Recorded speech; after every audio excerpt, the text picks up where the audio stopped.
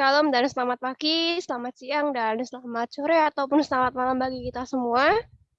Perkenalkan, nama saya Evelyn dan hari ini saya tidak sendirian karena saya ditemani oleh beberapa teman. Boleh satu-satu menyapa ya. Dari Kak David dulu boleh menyapa. Halo, Shalom.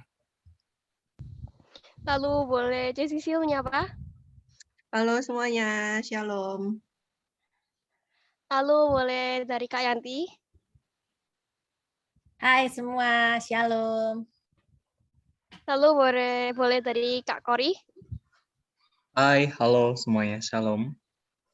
Lalu boleh dari Iren. Hai semuanya, Shalom. Oke, jadi itu teman-teman kita yang menemani dalam pembahasan pada pagi hari ini.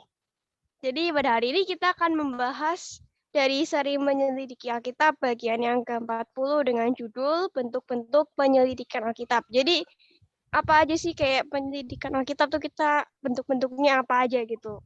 Oke, jadi sebelum kita membahas, marilah kita berdoa. Boleh minta kesediaan Kak Kori untuk berdoa?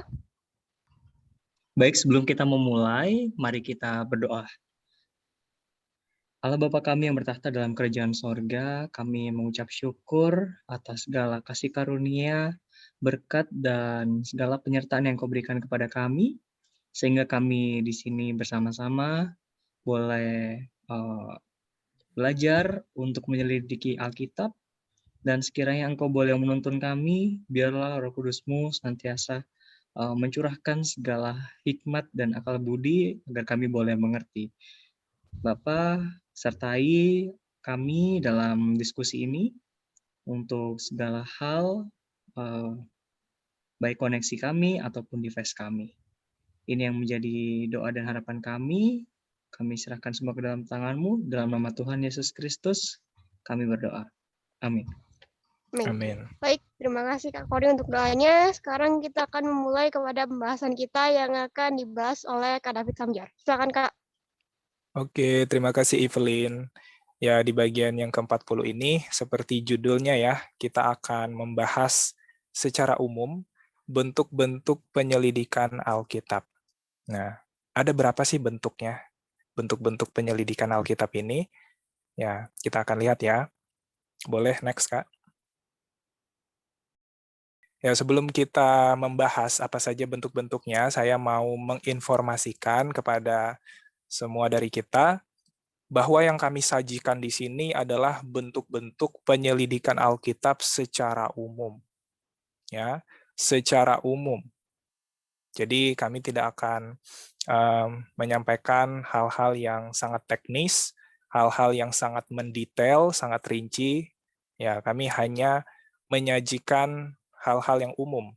Ya, kalau mau informasi yang lebih lagi tentang bentuk-bentuk penyelidikan Alkitab, itu bisa tanya orang-orang yang menekuni bidang-bidang teologi ya, yang sekolah seperti sekolah kependetaan, ataupun bisa juga tanya ke teman-teman kita yang sering menyelidiki Alkitab.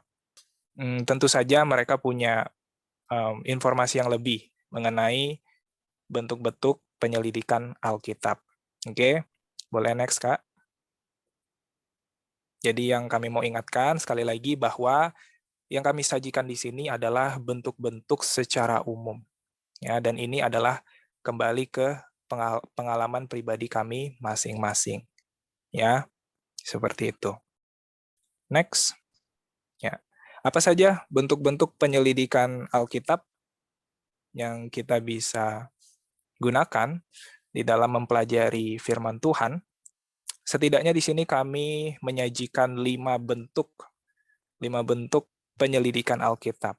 Bentuk pertama yaitu satu pasal atau satu perikop. Jadi kita menyelidiki Alkitab berdasarkan satu pasal atau satu perikop. Ya. Bentuk penyelidikan yang kedua yaitu kita menyelidiki satu atau dua ayat. Ya. Lalu bentuk penyelidikan yang ketiga, kita menyelidiki topik-topik tertentu. Ya. Dan yang keempat, Kita menyelidiki ayat-ayat yang kelihatannya bertentangan. Oke. Bentuk penyelidikan yang kelima adalah kita mempelajari ayat-ayat yang belum kita pahami. Ya.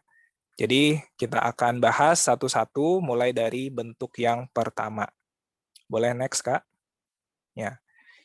Bentuk penyelidikan yang pertama yaitu penyelidikan terhadap satu pasal atau satu perikop.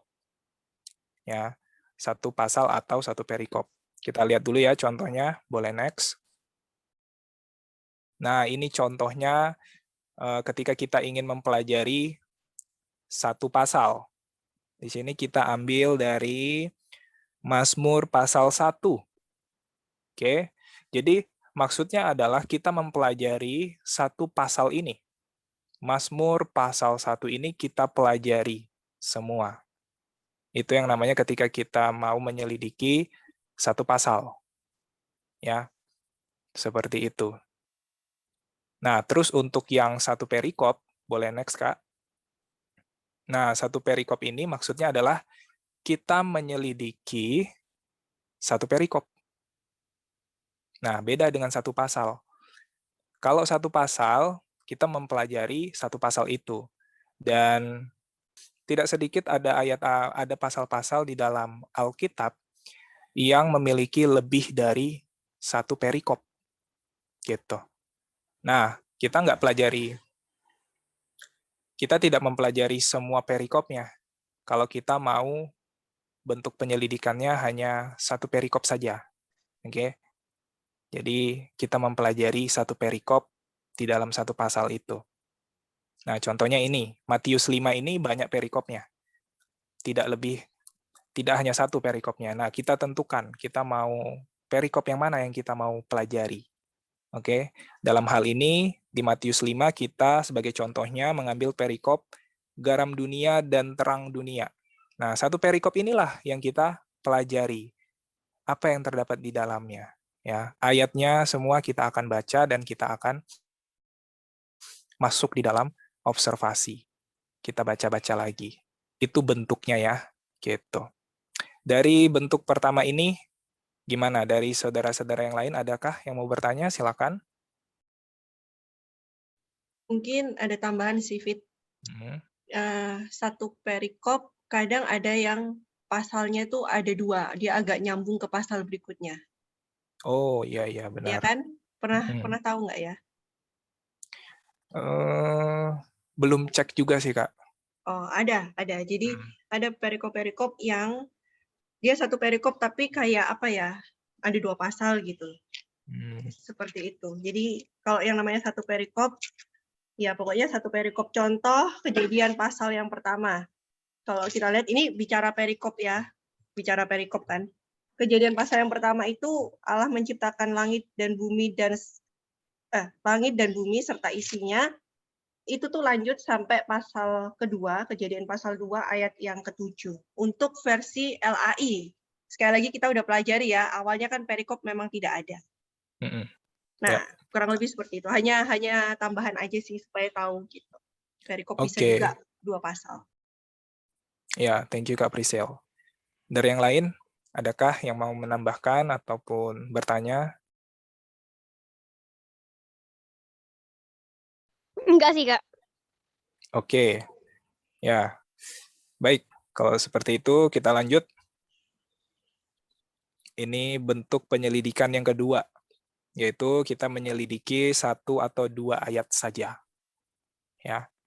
Kita lihat contohnya, next. Contohnya kita ambil di Mazmur pasal 1 lagi ya. Mazmur pasal 1, kita karena bentuk penyelidikannya 1 atau 2 ayat saja, maka kita ambil 1-2 ayat saja. Misal di sini kita ambil ayat pertama sama ayat yang kedua. Bisa juga ayat ketiga sama ayat yang keempat, dan seterusnya. Atau bisa 1 ayat saja, misal ayat yang kedua saja, atau ayat yang pertama saja. Nah, itu bentuk penyelidikan. Oke. Jadi, itu contohnya. Ini contohnya kita ambil Mazmur pasal 1 ayat 1 dan 2. Nah, inilah yang kita pelajari nanti. Inilah yang kita akan bedah. 2 ayat ini yang kita akan bedah. Seperti itu. Dari sini, Bagaimana teman-teman? Ada yang mau bertanya atau yang mau ditambahkan? Silakan. Sudah jelas sih, Fit. Oke. Lanjut. Kalau gitu ya, lanjut. Bentuk penyelidikan kita yang ketiga adalah kita menyelidiki topik-topik tertentu. Ya, topiknya apa-apa aja. Nah, salah satu beberapa contohnya bisa dilihat di slide. Itu ada kita mungkin mau mempelajari iman, halal haram. Saya mau mempelajari perkataan saja. Nah, itu secara topik. Atau penghakiman, saya mau pelajari khusus untuk penghakiman saja. Apa itu penghakiman? Apa jenis-jenisnya? Gitu. Atau mungkin, saya mau pelajari 7 hari raya saja. Apa saja itu ke-7 hari raya? Nah, misalnya seperti itu. Ya, ini kita akan pilih topiknya dulu biasanya ya kan, lalu kita akan masuk ke dalam observasi, penyelidikan, dan lain-lain. Kita akan kumpulkan ayat biasanya, baru kita baca. Nah, ini kalau yang bentuk ketiga ini kita udah tentukan duluan. Kita mau belajar apa, gitu ya. Ditentukan dulu topiknya, baru kita ke referensi-referensi ayatnya atau buku-buku lainnya. Gitu. Oke, dari bentuk yang ketiga ini, ada yang mau bertanya atau yang mau ditambahkan, silakan. Belum ada, Fit, dari aku. Ya, oke. Kalau begitu lanjut. Bentuk penyelidikan yang keempat, yaitu kita mempelajari atau menyelidiki ayat-ayat yang kelihatannya bertentangan di dalam Alkitab. Contohnya, next. Contohnya kisah Saulus. Ini kisah Rasul Paulus ya, sebelum pertobatannya. Oke. Kita bisa lihat di dalam kisah para rasul, pasal yang ke-9, ayat yang ke-7. Ya. Dan kisah para rasul, pasal 9, ayat yang ke-7 ini, kalau saudara-saudara lihat, kelihatannya agak bertentangan ya. Kelihatannya memang seperti bertentangan dengan kisah yang ada di kisah para rasul, pasal 22, ayat yang ke-9. Sepertinya bertentangan kelihatannya. Dari teman-teman di sini, bisakah melihat hal yang bertentangan tersebut? Silakan.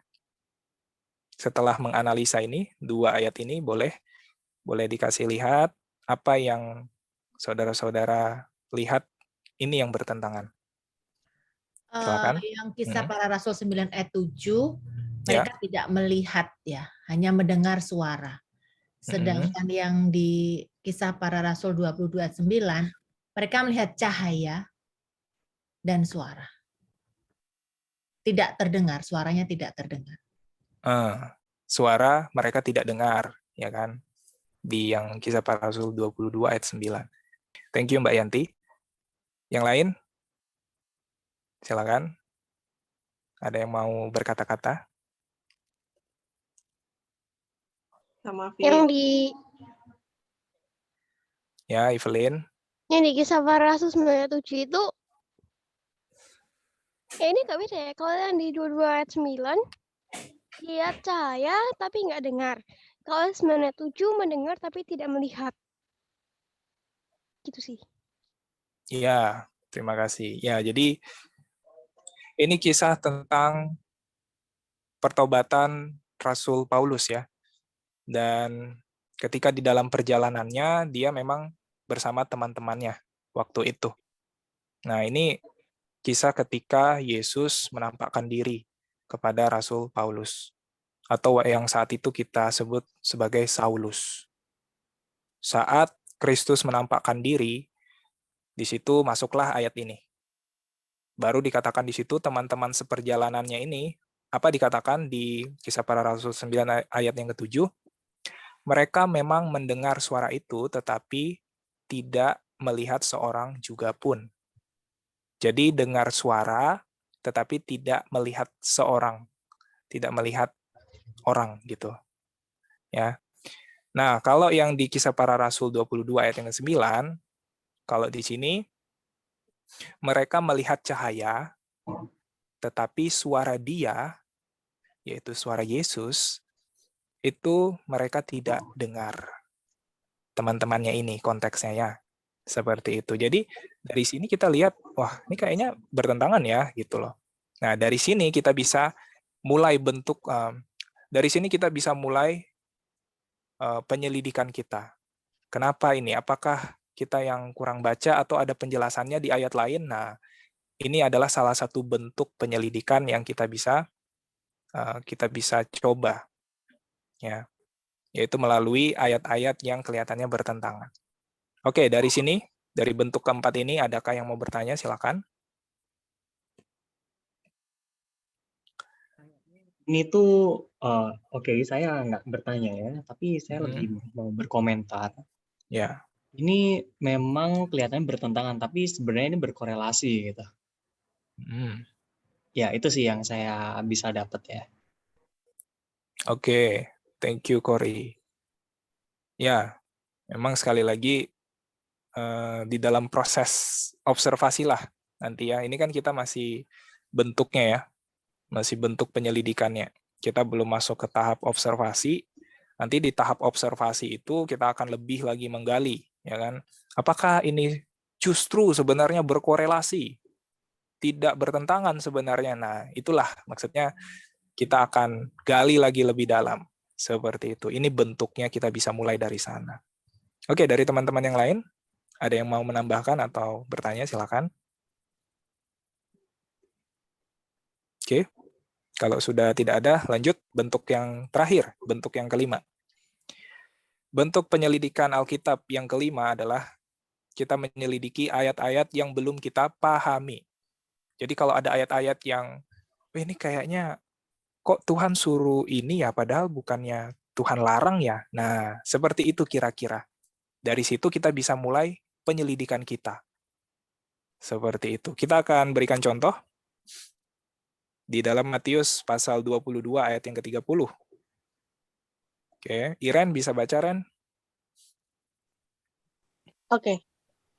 Matius 22 ayat 30. Karena pada waktu kebangkitan, orang tidak kawin dan tidak dikawinkan, melainkan hidup seperti malaikat di sorga. Ya. Nah, ini memang salah satu contoh ayat yang banyak ditanyakan orang. Ini salah satu contoh saja ya.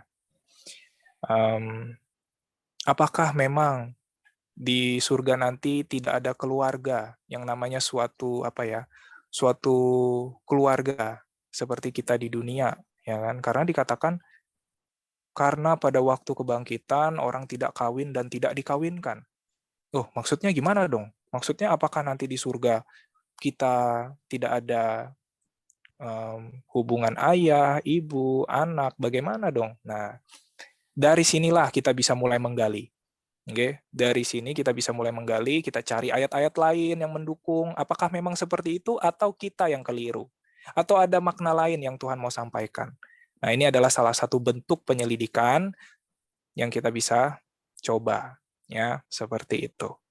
Dari sini ada yang mau bertanya, silakan. Belum ada dari saya. Ya, oke. Oke, kalau sudah tidak ada, ya. Itulah kelima bentuk-bentuk penyelidikan yang kami boleh sampaikan, dan memang ini adalah bentuk-bentuk secara umum. Ya, boleh next, Kak. Jadi kami mau ingatkan bahwa kami tidak mengatakan hanya 5 ini bentuknya. Tidak, kami tidak katakan seperti itu. Atau kami katakan, oh, bentuk kedua ini lebih baik, atau bentuk kelima ini yang terbaik dalam menyelidiki Alkitab. Nah, itu salah ya, bukan seperti itu. Tapi memang harus disesuaikan. Harus disesuaikan mana yang kita perlukan. Apakah kita memerlukan bentuk pertama atau bentuk penyelidikan keempat? Nah, itu tinggal disesuaikan. Yang kita perlu yang mana, yang cocok yang mana, ya. Saya mau belajar per topik aja deh, ya silakan, bagus, ya kan. Kalau memang mau belajar per topik, misal saya mau belajar halal haram, ya langsung per topik berarti bentuk penyelidikannya. Oke, jadi mungkin teman-teman di YouTube juga boleh ketik di kolom komentar ya, kalau ada mengetahui bentuk-bentuk penyelidikan yang lain, ya boleh ketik di kolom komentar. sesuai dengan pengalaman masing-masing. Tapi ini yang seperti yang kami sudah sampaikan, ini hanya berdasarkan pengalaman pribadi. Tentu saja masih ada bentuk-bentuk penyelidikan yang lain, tapi kami tidak mungkin juga menyajikan semuanya di sini. Oke, seperti itu. Ya, next Kak. Jadi penutup ya, yang mau saya sampaikan, apapun bentuk penyelidikan yang sedang kita lakukan hari ini di dalam mempelajari firman Tuhan, ingatlah akan satu hal, bahwa selain menyelidiki Alkitab, selain kita mempelajari Alkitab, mengenal Tuhan, kita juga harus menyelidiki hati kita. Karena pemazmur mengatakan di dalam Mazmur pasal 139 ayat yang ke-23, dikatakan, selidikilah aku, ya Allah, dan kenallah hatiku. Ujilah aku dan kenallah pikiranku. Kita harus menyelidiki hati kita juga. Ya, jangan lupa itu. Mungkin ada kecacatan, ada dosa di dalam hati kita, di dalam perilaku kita. Mari kita selidiki. Oke. Jadi sambil kita menyelidiki firman Tuhan, mari kita juga selidiki hati kita, selidiki karakter kita. Apakah karakter kita ini, tabiat kita ini sesuai dengan firman Tuhan, mencerminkan Kristus. Ya, itu yang harus kita ingat. Oke? Dari saya seperti itu saja. Terima kasih. Tuhan Yesus memberkati. Saya kembalikan kepada Evelyn. Baik, terima kasih untuk firman yang sudah dibawakan oleh Kak David Samjar. Kiranya apa yang telah dibawakan bisa menjadi berkat bagi kita semua. Sekarang kita akan menutup pembahasan kita dengan berdoa. Boleh minta kesediaan Kak Yanti untuk berdoa bagi kita semua? Kita bersatu dalam doa. Allah Maha Besar, Tuhan yang berkuasa, terima kasih. Pertemuan ini Tuhan sudah lindungi, sehingga kami dapat mempelajari bagaimana untuk memulai menyelidiki Alkitab. Kita harus mempersiapkan hati serta pikiran kita, agar kita mampu dan kita dapat memahami dengan baik. Biarlah firman ini dan ajaran ini dapat memperjelas kehidupan kami untuk diarahkan kemana, dan Tuhan bimbing kami dalam setiap langkah hidup kami, agar berjalan sesuai dengan kehendak Tuhan. Ampunilah dosa serta kesalahan kami Tuhan. Doa ini kami serahkan dalam tangan-Mu, kehendak-Mu jadi atas kami. Dalam nama Yesus kami berdoa dan mengucap syukur. Amin. Amin. Amin. Baiklah, terima kasih untuk teman-teman dan Kak David Samjar yang sudah mendengarkan sampai akhir. Kiranya pembahasan kita bisa menjadi berkat bagi kita semua, dan kita pun bisa memahami apa yang telah dijabarkan oleh Kak David Samjar. Nah, bagi teman-teman yang punya pertanyaan, bisa menghubungi nomor WhatsApp Grow seperti yang tertera di layar, ataupun bisa menghubungi sosial media Grow di Instagram maupun Facebook dengan nama Grow with Him. Ataupun teman-teman juga bisa mengetikkan di kolom komentar yang ada di YouTube. Baiklah, selamat pagi dan Tuhan memberkati kita semua. Amin. Bye-bye. Bye-bye. Bye-bye. Thank Thank you you. semuanya. Terima kasih.